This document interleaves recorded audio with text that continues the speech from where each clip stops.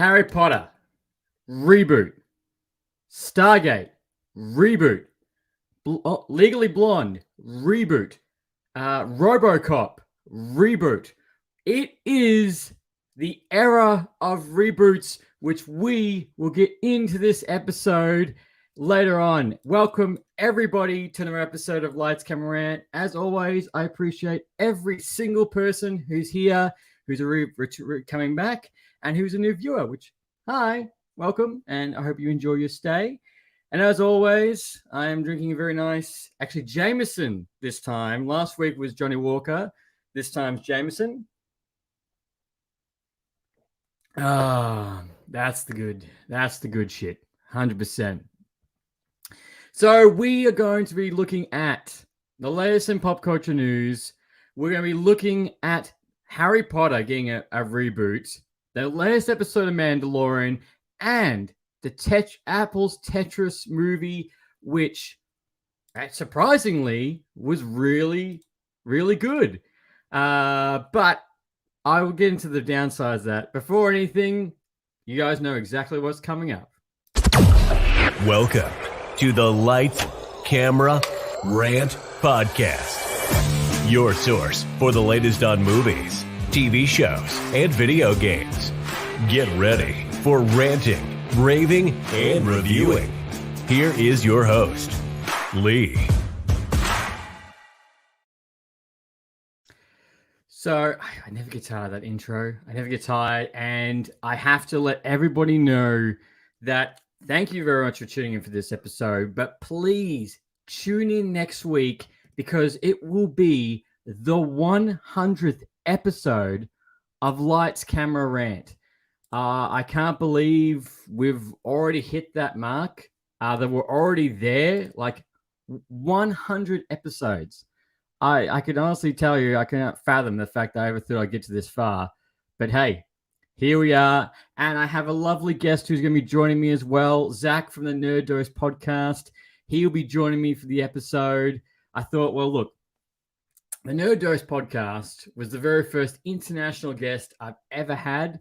And I thought it was only fitting if he joined us for the episode. And then he was more than happy to. So stay tuned next week, 100th episode of Lights, Camera, Rant.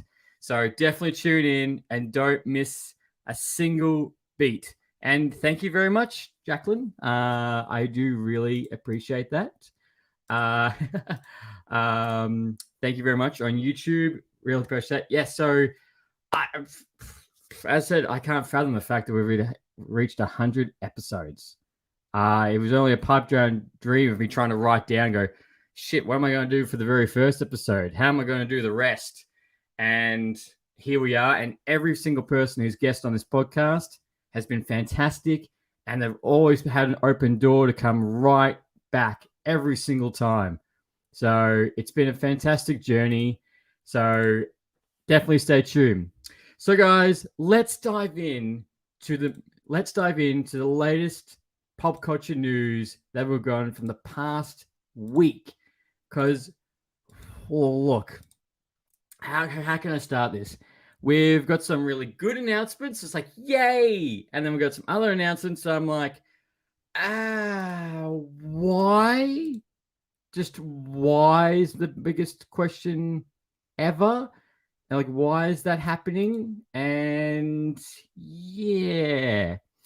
But sorry, stay with me. So the very first thing is for any Stranger Things fans, it has been announced that Netflix is currently working on a Stranger Things TV show animated. So this, to me, this was one of those things that wasn't a really big surprise because Stranger Things is Netflix's bread and butter. It is the biggest brand they have to themselves that is made from them. So there's no details on what the TV show it will entail, but it is currently in the works. Rumored for the end of this year to 2024, looking roughly about. If depending on the cast, I assume all the cast members will return who are alive. But that is currently in the works, and to me, it's no brainer. It's no brainer that Netflix will be pumping out to make more spin-offs, animated video games. It is, as I said, it is their biggest pool of money. So it's without a shadow of a doubt is going to be happening. Also, now, for anyone who's jumped on our Instagram, last week we did the Super Mario Brothers movie, which was fantastic. Please go check that out. And I did a reel on the wonderful song Peaches. Peaches, Peaches. I'm not going to sing it right now because without the music in the background, I sound horrible. Terrible.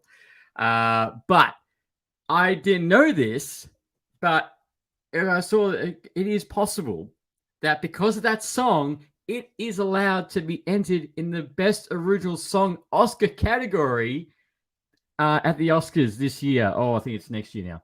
Next year. There is allowed to be. So you never know. Next Oscars, Peaches might win an award and Jack Black would have another notch under his belt of just being just an awesome freaking dude who's both in Super Mario and The Mandalorian. But yes, Peaches can win an Oscar. But moving on. Also, for any Lando fans, Donald Glover has spoken about when recently at the Star Wars Celebration. Obviously, a lot of talk came up about TV shows, movies, all the fun stuff. He got reached out to speak about is the Lando Calrissian TV show in the works? Yes, it is. So it is to a point. So he said in the interview that he doesn't want to do anything as a cash grab. He doesn't want to do the wasting anybody's time. But he is in active talks to reprise a role in a Disney Plus TV show. Now, I know a lot of people have been clamoring for this. Obviously not at the very start, but it is currently in the works. So any Lando fans, you are in for a treat if all the planets align, of course. Also, something else that come from Star Wars Celebration is now, up until this point, the Star Wars opening crawl, which we all love, is only been reserved for the Skywalker movies. So when we got Solo, when we got Rogue One, those did not have the opening crawl. I just straight into it. So Kathleen Kennedy has said the 3 upcoming movies that are currently in active development will have the opening crawl. So you will hear the at the very start. That you will hear that. It's going to be very weird seeing that not in a Skywalker movie. But as we all agree, the Skywalker series is done. There's nothing more they need to go on. However, we are getting Rey Skywalker, but I mean, like, you know what I mean? The original Skywalker saga is done. That is done and dusted. So, but opening crawl fans, and as I said, out of all the movies that got announced, for me personally, it is the Dave Filoni and Jon Favreau movie that's going to wrap up Ahsoka and the Mandalorian movie that I am most excited for. Because the time frame, everything they've built, like that's the sweet spot that I'm so excited for. Another thing we did get was we got the Star Wars Celebration was the Star Wars Visions TV show. Now, for anyone who doesn't know what Star Wars Visions is, I'm so surprised you don't. But the Star Wars Visions is a 9-episode arc with leading animators doing their spin on the Star Wars universe, not connected to anything, nothing, completely out of the norm, and it's different animation styles, and they all do something separately. Now, the first season was really good. I would say, for me personally, it was only about 3 episodes, and the animation, I was like, oh, that's fantastic. The others, I was a bit like, crickets. But we did get the poster for the new season, which is dropping on May the 4th. May 4th be with you. And we also got a brand new trailer, which, funny enough, to me personally, it looks like the same thing again. About 2 or 3 animations in the trailer. I was like, oh, shit. And the others, I was a bit like, cool, I'll still watch it. Now, it does, you guys do remember, it does suck. But yes, because it's Disney Plus, it will be 9 weeks. But 9 weeks, nine different animation studios making episodes. So stay tuned for that on May the 4th. May the 4th be with you. And all Revenge of the 5th straight after, which I can't believe May is right around the corner. Bet it is. Also, speaking of upcoming shows, we got our very first trailer for The Continental, which is the prequel show for the John Wick. Now, this is a 3-episode arc, which I did see it's premiering on Peacock, which for anyone in Australia, we don't have access to Peacock. One of the many streaming services you don't need. So for Australians, The Continental premiering in September this year will be on Amazon Prime for us. Everybody else, it will be on Peacock. So what this TV show, special event, however you want to call it, this will be set in the 1970s and will be following Winston on his journey on how he became manager and took over the New York Continental. Now, just from the trailer, like aesthetically, I'm like, this looks like full John Wick. And I was talking to one of my good friends last night, Mr. Mark My Words, and Dean, was that surely the last scene, how they're going to work, would have to be a very young Mr. Wick walking in, ding ding, to make his first stay. Like, surely something like that has to come in, or rumblings of, oh, there's someone who's going to stay. He's really causing a hassle. My Mr. Wick. That have to happen. So I'm really excited for this TV show. We also got I don't really know what you call this. We got a semi trailer, if you will, of the Penguin TV show, which is premiering with HBO Max.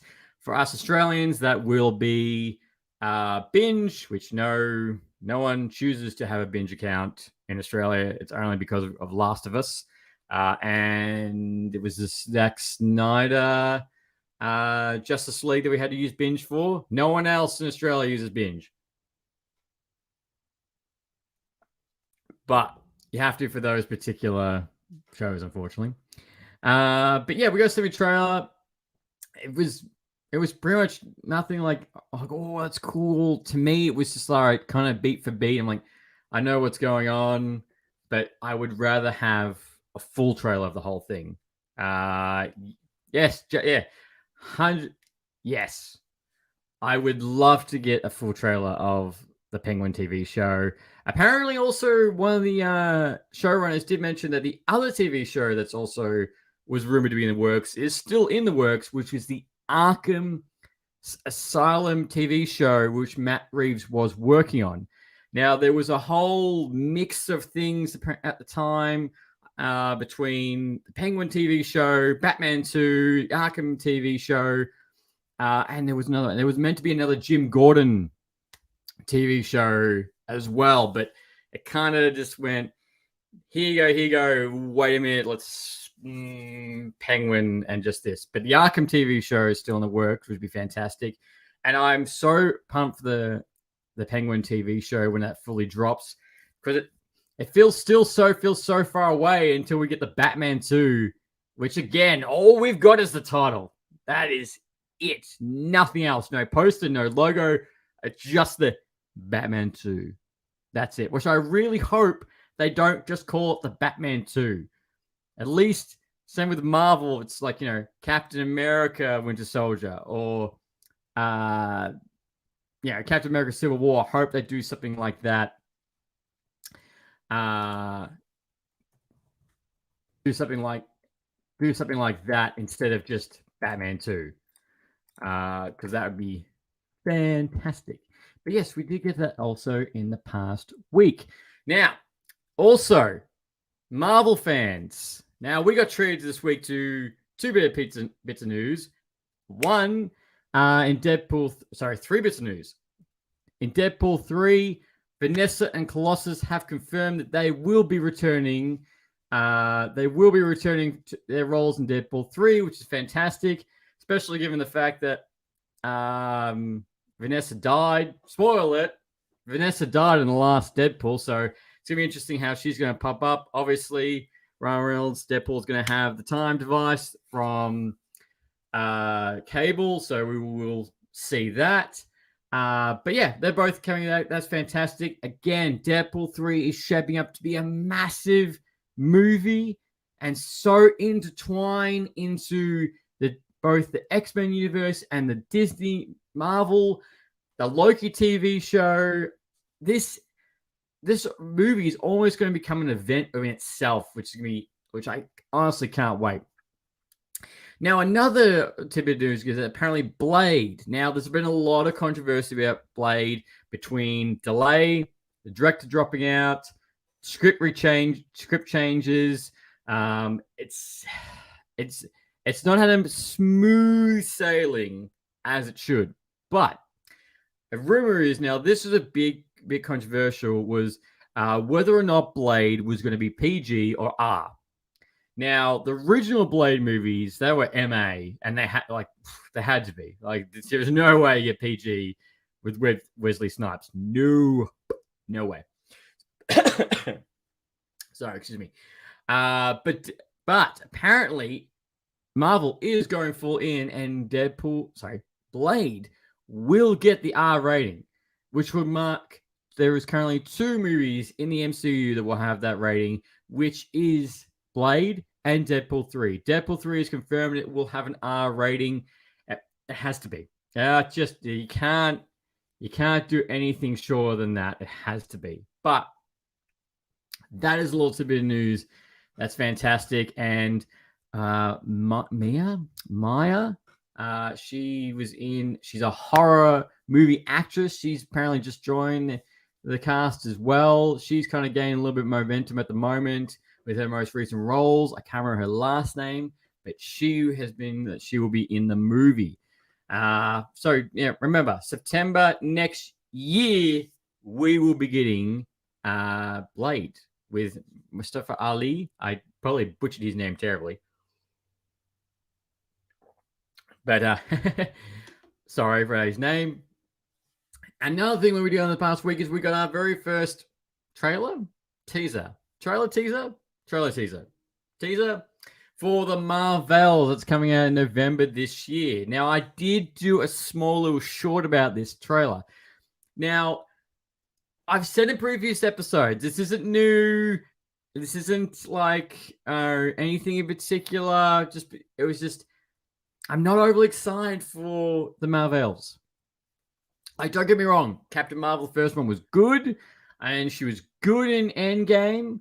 But as I said at the beginning of this year, out of the 3 movies that we've got, both Ant-Man, Guardians of the Galaxy, the Marvels would have to be at the bottom. And the trailer that we did get, I do like what they're going through. So obviously, Captain Rambo, Miss Marvel, and Captain Marvel, their powers are all intertwined. And every time they use their powers, they switch positions, which we did get at the end of the Miss Marvel TV show.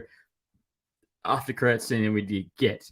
There's a lot of Nick Fury again in this movie, which is no one ever says no more Nick Fury, so that's fantastic. But yeah, and the trailer looks like obviously it's going to be very space travel, them teaming up, and Rowan. Now, draw your mind back to Guardians of the Galaxy 1. Now, we did get Rowan the Accuser. Now, he was in the Guardians of the Galaxy. He was fighting the Guardians. Blech. No duh. Now, the same character and the actor made a cameo in the first Captain Marvel when he was about to attack Earth. Now, he had the giant hammer, if you will. We do see that it has made a return with the new villain in this movie. This trailer didn't show much of the villain at all, just clips here and there. It was mainly just about the girls and action scenes. All their new superhero suits look fantastic. I love that aspect. And it honestly, I'm like looking at it going, I probably need another trailer to get my hype up. Like don't get me wrong, I will be seeing it opening weekend because it's Marvel without a shadow of a doubt. But the trailer I was like, okay, whole team, yep, they're all there. Okay, quips back and forth. No, didn't do anything for me. Nothing like, wow, Owen Wilson style. Nothing really got me. But guys, let me know, and girls, let me know, what did you think of the Marvels trailer? Are you excited for it, or you're a bit like meh at the moment, or at the same time you sort of like me, like I need another trailer. I need another trailer before I'll go, yep, I'm excited. Like, don't get me wrong, like Guardians of the Galaxy, I'm prepared to cry before I walk in and see that. Just especially about all the posters on what Marvel's doing with the Rocket Raccoon. Oh God.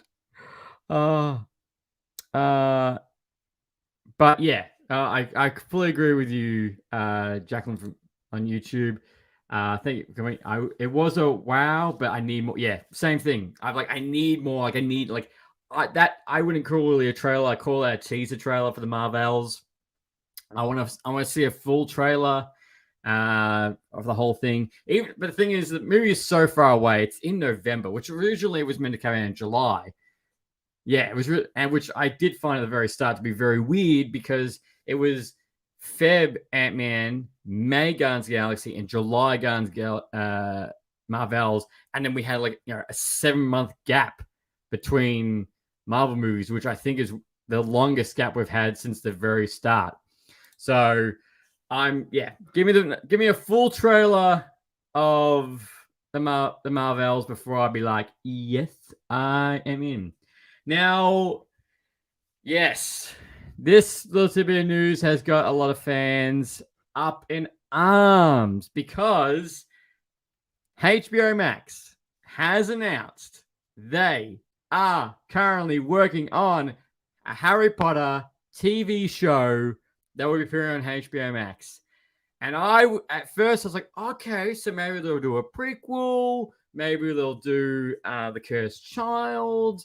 No, they are doing it on the books. This, ladies and gentlemen, is a reboot. Harry Potter is getting a reboot. When just a year ago, we just had the 20th anniversary of the very first Harry Potter. We're getting a reboot. Now, the question is, are we getting this reboot? Yes, that's exactly right, Jacqueline. Yep, 100%. We will be getting a Harry Potter prequel, and the thing is this a response to the failure of the Fantastic Beasts movies? Like that's what I'm thinking. Is like, it was this fast tracked because Warner Bros. Looked and went, this is shit, and we're gonna cancel. Yeah, no, we're not doing this anymore. Let's go back. Let's go back to this instead, and go back to Harry Potter. Oh well, no. Icon codes. I'm just happy that you're both here and staying through the entire episode. I'm totally grateful, and you're both the best. There's no challenge. You're both fantastic. But yeah, did Warner Brothers look at this and go, nah, this is failing, we're gonna fast track and do a reboot? Because I can honestly tell you, it feels too fresh. It feels too fresh that we've got getting a reboot of Harry Potter. To me, it still feels like only yesterday that I know it's not. I know it's at least been nearly 10 years, but it only feels yesterday of me walking in the theater and seeing Harry Potter and Deathly Hallows Part 2 and going, holy shit, my God. Like, it only feels like yesterday. So it's just, it's hard. It's really hard because no one wants this. And whoever gets recast as the main three your uphill battle is like this because the fandom is going to reject it so hard. Because not saying Harry Potter fans, sorry, Potterheads are as bad as Star Wars fans or Trekkie fans. It's just it's going to be so hard to convince everybody. Yes, and J.K. Rowling is working as executive producer on the show, which everybody knows why people are not liking J.K. Rowling right now. And yeah, I'm not going to say why. I've said it in the past, and it's just, look, it's my only statement is that it's not going to be good. Fans are going to reject it. It's going to be an uphill battle all the way up until the very first episode. And, it doesn't matter what spin HBO Max puts on it. I've read the whole article. I'm like, nah, no one is like, yes. No, like, yeah. Probably the only thing that people do like about the opportunity of being a TV show is that all the characters that got left on the cutting room floor, because obviously when a book goes into a movie, they can't include everything. That's the one thing people are excited for, is that fact all these characters that you read in the books that didn't get their time on screen or didn't get in depth, they do have an opportunity. And yes, that's exactly right, Jacqueline. It's gonna be way too confusing when it all comes out. If they've just announced it, I would say we're not seeing this until 2025 because there's no casting, there's no date. But I'd say 2025 would be around about the time we will see this. And oh my god, I'm going to be maybe 32, 33. Oh, it's gross. Oh, I didn't even know that. And then speaking of other reboots, it also been announced Amazon has gone into Reboot City, and they're looking to reboot RoboCop, which we did get a remake 6 years ago. We got a remake for RoboCop, and they're also going to be rebooting Legally Blonde, which I remember reading they were going to be doing a threequel, but I don't third movie, which I'm guessing that's not going to happen. But yeah. Legally Blonde reboot, and they're also looking to do a Stargate reboot. Now, out of all of them, Stargate is the one I'm most excited for, except I do wish it was a movie TV show. I wish it was a TV show sequel to the TV show Stargate SG-1, but I will take a Stargate movie.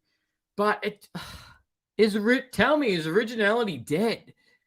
Like, is it just reboot this, reboot that? Like, yes, you have these IPs, these known, well-known series, but look at the time frame of the last time you did a movie. Let it die. Not die, it's probably not the way, but let the gap be longer to the point where people start craving it. No one's craving a Harry Potter reboot right now. No one. But we already got a reboot of RoboCop, I guess, and then Stargate is the oldest one. If you're looking at just movies, that could use a reboot. But I don't know. Originality is dead. And then people complaining, oh, there's too many Marvel movies. I'm like, at least Marvel isn't rebooting anything. At least they're still creating new stories. They're bringing in new characters, and people bitch and moan. Jacqueline, I make an argument that the reason for the remakes and reboots is giant cash grabs. These executives go, wait, this did really well. Why not do it again and make us more money? That's it. They're scared to. Yeah, absolutely preach. Absolutely preach. They're just like, oh, this made money. Let's milk this cow again. Let's do it again. No one's willing to take a chance. And this is one thing I did going, let's turn the back clock a year. Now, this is an argument I had with the Dune director. He made a comment that saying, I think it was something about how he hated Marvel movies. They're saturated and it's not originality. And I thought, that's really rich coming from you. You're doing a remake of a movie right now. And you're doing it. So it's not like you're coming off the bat when you bring out a brand new movie. It's completely fresh, and I'm saying this. No, you've made that comment, and you're making a remake yourself. Like, that's another thing I don't understand with people. But hey, some people like when you're on top of the world, that's when you have your biggest critics. I do believe, and because Marvel's at the very top, everyone's clipping at their feet. But moving on, we also reboots. We also got delays for any Suicide Squad fans of the Kills the Justice League. That game has been pushed back until February the 2nd, 2024. I'm so sick of delays. I knew this delay was coming, but I'm so sick of it. But yes, it has been delayed, and then hopefully it will. Yeah, I'm really annoyed that it's been delayed. But I'm only hoping that this delay means that it will be, more time to make a more perfect game. Also, Rick and Morty fans, HBO Max has announced there's a Rick and Morty anime TV show coming out at the end of this year. Yeah, I guess more Rick and Morty, but in anime. Yay.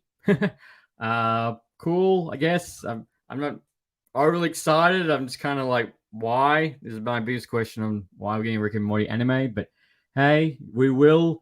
And the final little tidbit that we did get. Now, we also got in the past week, for any Flash fans, the Flash movie, there will be a brand new trailer dropping on April the 25th. Now, we did get a little bit of a teaser, which some of the CGI was a little bit questionable when you freeze framed it. But hey, it's here nor there. That's, I guess. So this trailer that will be coming out on April 25th will be the third trailer that we got for The Flash. Now, the Flash movie is coming and is right around the corner. That is coming in June. At the top of my head? June? Yeah, June 30th. Yeah, June. Yeah, right about there.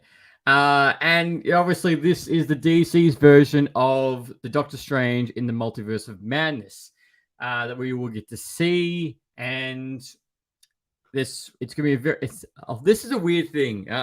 It's going to be so funny to see is that in the next week, right? Sorry, in the next couple of months, you're going to have James Gunn, the head of DC Studios, promoting his new movie of Guardians of the Galaxy in Marvel, talking about the characters and all that. And then about 2 months, about a month and a bit later, he's going to be rocking up the premiere for The Flash, talking about The Flash. It's just funny to see. It's something so rare that you wouldn't ever think to have. But yeah, you got the fact that this guy will be at all the Marvel conferences for Guardians of the Galaxy, and then he's going to be all the DC back and forth. So, any Flash fans, for me, I'm excited to see Michael Keaton back. I'm excited to see Ben Affleck back. Zod, I guess. I'm also excited to see him back. The movie is gonna be but it's not the one it's not a movie I'm like, whoa, this is gonna be mad. I'm like, because I've been hurt by DC too many times, which we all have. Lately, DC movies, we have all been hurt too much. So we can't put our full faith into it.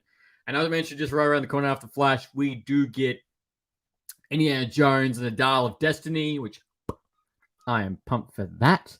But yeah, that has been the biggest news in the past week. So let's get on to our reviews, which is the latest episode of The Mandalorian. So this is the second last episode before the grand final, coming out right now as it's recording. It'll be coming out next week when this episode comes out this week, which I cannot believe that we're already at the end of The Mandalorian. Because it only feels like yesterday The Mandalorian already started. And just before that, The Last of Us was the crossover. So, holy shit! And like Pedro Pascal, I'm sure is going to enjoy the time off after this going around because he's been a very busy man this entire time. But yeah, so excuse me.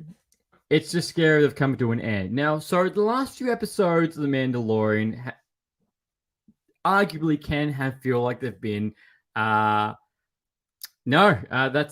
no, yeah. We've only got one more, Jacqueline, on YouTube. Oh, there's only one more episode of The Mandalorian. It'll be chapter 14. Chapter 14, because they just dropped on. I'm going to. Yes, sorry, ladies and gentlemen, I just forgot. Spoiler it. Spoilers, left, right, and center. If you have not watched this week's episode, left, right, and center. Spoilers. Thank you for the reminder, Icon. But yeah, there's only one more episode of Mandalorian left. Because if you do go on the Mandalorian Instagram page and Star Wars page, and I think Disney Plus, they've just dropped a hype trailer for it. It's saying, get ready for the final episode of The Mandalorian. And after that, then we got Ahsoka, but that's August. August when we get Ahsoka, which that's going to be pretty good as well. So looking forward to that.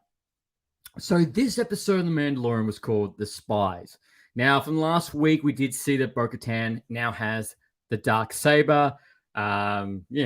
Darksaber, she's the owner because of that physicality of you beat my enemy. I got beaten by an enemy, so you beat my enemy. So basically, you get the sword. That's how much my brain hurt in that particular scene, which I think everybody was like, okay, I guess that makes sense. Star Wars, yeah, win. And we do get to see at this beginning of this episode is that now that all the Mandalorians are together on Navarro and they're all together, and the mission is that they're going to be going to Mandalore to reclaim it. Now we all do get to see that Kane go. We do see at the very start that Kane goes into the dark underbelly of Coruscant, and she talks to Moff Gideon, who we have not seen for this entire time. We knew Moff Gideon was going to be in the show. We knew that. That's not a spoiler. We knew he was going to be in the show. That was a guarantee, but we do finally get to see him. And then spoiler territory. We do see, and this is a really cool scene. At the very start, we see him walk into this room with a council of people. And it's a secret council with all Empire people. Long live the Empire. And he's all talking to them, and he's saying how the fact that the Mandalorians are together, they're building their army, and we must take them out. And he needs more forces, which he actually talks to a character, which is General Hux's dad, played by the actor's brother from the sequel trilogy. So that was a nice connection right there. And then obviously on the other side, we get to mention that Thrawn is still on the horizon, which even Moff Gideon's a bit like, you've been talking about Thrawn for ages. I haven't seen him. And it's like, oh, the guy is like, the whole secrecy of Thrawn relies on the secrecy. So that's why no one's seen Thrawn.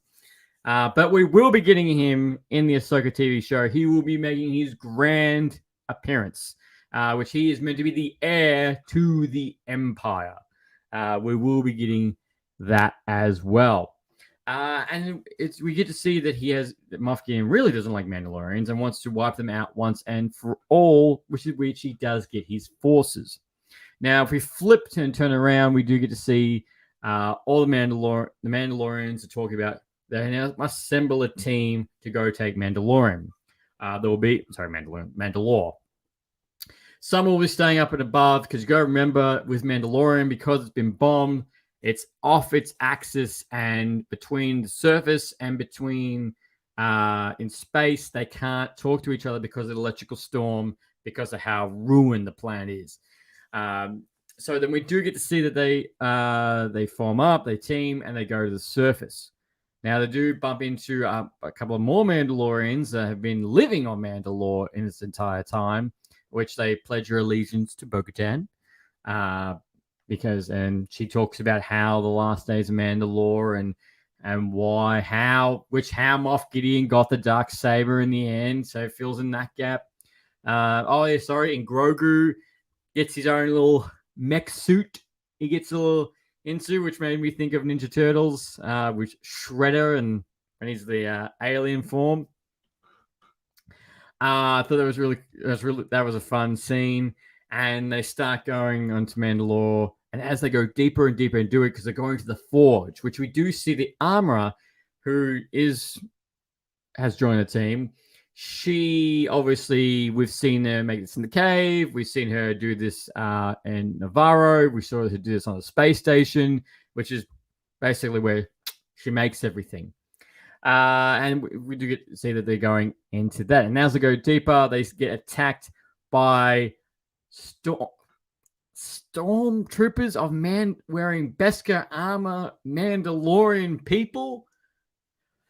Is that the best way I could describe that? Yes, they get attacked by the stormtroopers that are wearing Beskar armor, and it's a decent sized force, which they look like they start winning, and then they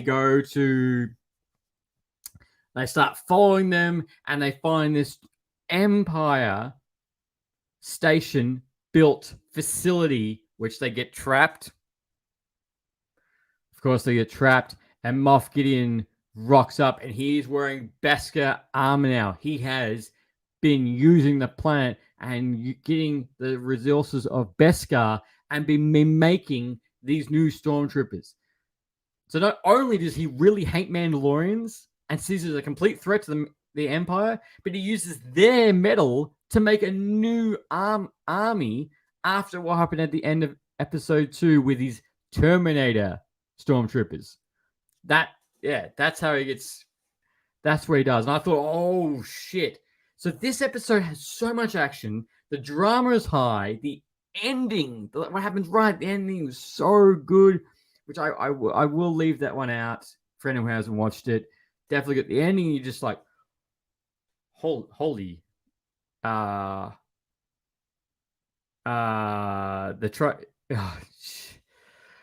right. Trying to reproduce. I don't. Mr. Bates, I don't think reproduce is the right word. I just have a dirty mind. But keep that out of there anyway. For Icon. Spoilers. And we're also getting this episode with, which is really exciting, is just the whole episode is just up. Action, drama, like this, I was like, whoa, like it builds the excitement much more compared to the last 3 episodes, which Jacqueline on YouTube, I found fascinating that he hates Mandalorians and yet rips them off and uses that they're sacred to them and builds the Empire off their backs, off their work. I know, when that all got revealed, I was like, what a dick. I hate you. I'm taking your planet and your armor, but I like what your people do. So I'm going to build my own army of your people. Thank you. Like, he has such a massive heart on a hate for the Mandalorians, and he sees them as such a big threat. And right at the end, he also captures. Mando. He captures him. So there is so much in this. There is so much in the final that they have to cover. So it's going to have to be like an hour-long episode, ladies and gentlemen. It has to be. But there is so much to cover. The action is high. And one of the rumors that I did see, now take this as a grain of salt, especially now that the Dave Filoni and Jon Favreau movie is currently in the works is that Mando might die. Din Djarin might die at the end of this because these rumors have been circulating for ages. The fact that apparently Pedro Pascal isn't happy with his role, especially the fact that apparently I saw there was a rumor that he has to show his face at least once or twice during the entire show. If he doesn't, then his credits go under as a voice actor, not an actual actor, which is kind of shit. If that's indeed the case, makes sense why you saw his face so much. But yeah, apparently there's a rumor that he might die, which I don't think he'll die. No way, Mando die. He's probably gonna get his ass absolutely whooped, but he's gonna come out, and Bo-Katan's gonna be pissed at this entire thing, and she's gonna realize. But the armorer, I do not trust her at all because her helmet, funny enough, looks very similar to Moff Gideon's Beskar armor helmet with the spikes. So I call bullshit. Not to mention she ditched the team halfway through to help the wounded and go back up. Funny about that, and took their ship. So yeah, that's that's gonna be interesting to see. But please, guys, tell me, what do you think is going to happen in the final of The Mandalorian? What do you want to see? Who do you think will die? And do you think we will get a season 4 of The Mandalorian, or this won't happen? It will just go straight into the movie because Ahsoka. So definitely let me know what you guys think in the comments. I'm really curious to see what you guys all think. But this episode, as I said, drama, action, hype, all on the rise. Unfortunately, it is looking that probably similar to like Boba Fett. First two or three episodes. In the middle, ending. Like just that's kind of wave of emotions it seems to be.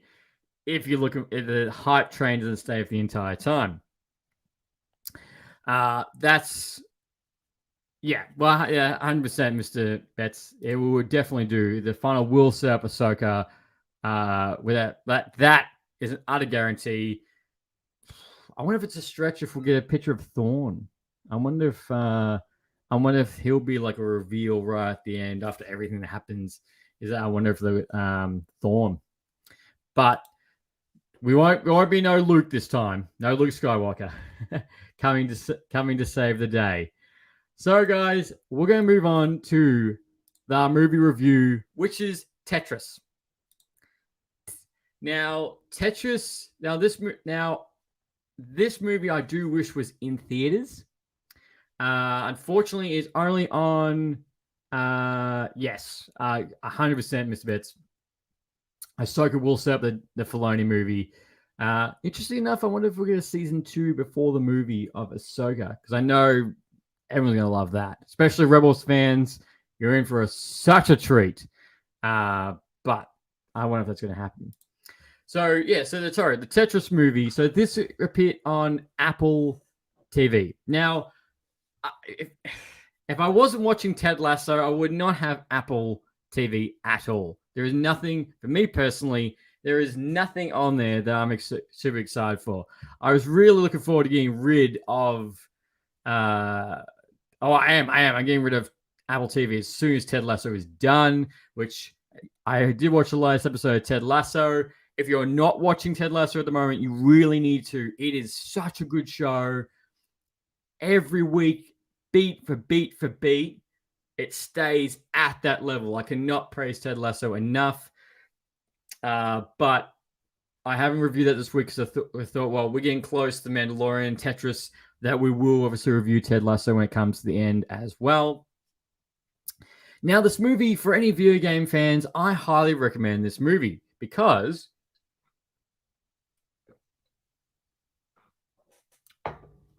I didn't know. I didn't know. I never looked into how Tetris all came together. nothing really exciting me. But watching this movie when it came out, I watched the trailer. I was very curious about it. And then a couple of my friends also watched it and they said, you should really watch it. It's actually a really good film. Now, because this movie came onto Apple TV, there's no budget, there's no box office, it's streaming numbers on this. So the movie follows Hank Rogers, played by Taron Egerton, who's doing a fantastic job, by the way, and rumored to also be in talks with Marvel, whether or not he might be playing the Wolverine or something else. Now, you'll remember Taron Egerton from The Kingsman, which I did see a clip of the other day. Kingsman. He's going and Mr. Rogers, who's also a programmer himself. He has a gaming publisher studio, and he discovers Tetris because of his game that he made. Shit. And he just sees Tetris at this Las Vegas convention. Gets addicted. Loves it. And then the journey starts off with him going to try and he gets the rights for it. And then he starts talking to Microsoft. Yeah, Microsoft. Starts talking to them because then he tries to get the rights for more. He goes to the bank to get more money because he wants to get everything else. Now he also meets Nintendo because he presents Tetris to Nintendo. Which when he meets Nintendo, they show him the very first Game Boy, which that I remember having a Game Boy, and that drew me back. I was like, oh, wow. And it's funny. All right, you look at it and go, people were so excited when they got the Game Boy. And you had Mario, you had Tetris, you had all these games. And now you fast forward all this time, and then you can buy the Steam Deck, which still needs work, with Call of Duty, everything under the sun. Yet we were still so humbled just having the Game Boy. And it had no color. Obviously because, which you do find about the 8-bit. Now, Mr. Rogers goes to Nintendo and says, because Nintendo goes that we're going to package it with Mario.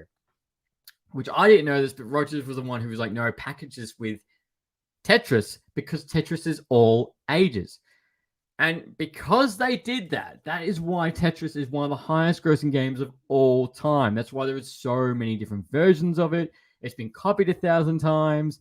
And your mobile phone, your iPod, you could play it anywhere. It's funny enough, you can play it on your fridge now, which is weird when you have the screen, but you can do. So as the story progresses, we do get to see him go to Moscow because he tries to get the rights. In Russia, the whole scenes in Russia is intense because you got to remember when this is set back in the 1970s. Obviously, the KBG, the Soviet Russia, it's all intense. All the scenes are, but fantastic.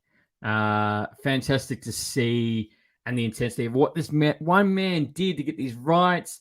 And then there's a whole controversy of who had the rights. It's amazing how much a contract can change how a wording of a console can be, which Rogers finds out because obviously can continue from a computer game or video game console. Because you got to remember, this is the era where you had a computer and then the Nintendo, I can't remember now. Nintendo, I forgot its name. The first Nintendo, came out and we didn't have the keyboard, so that changes all the wording. But overall, this movie, the story, the acting is all fantastic. And one of my most favorite parts in this movie is all the cutscenes, all pixelated. So they keep in with the 8-bit pixel. And as the story is also broken up into chapters, so it says like level 1, level 2, level 3. Even right at the end, it says like player 1 wins. And right at the end, there's also a wonderful car chase scene, which is really cool and really well done.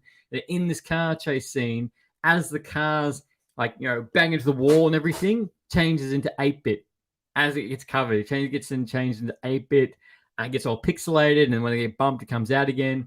That was fantastic. Now, obviously, with this movie, you take this all as a grain of salt because it's a Hollywood movie, so some things are amped up to make for the movie, which that was the real life guy, Rogers, who he did mention the fact that, the car chase scene never happened, but the intensity of them being in Russia, Nintendo, that's all true.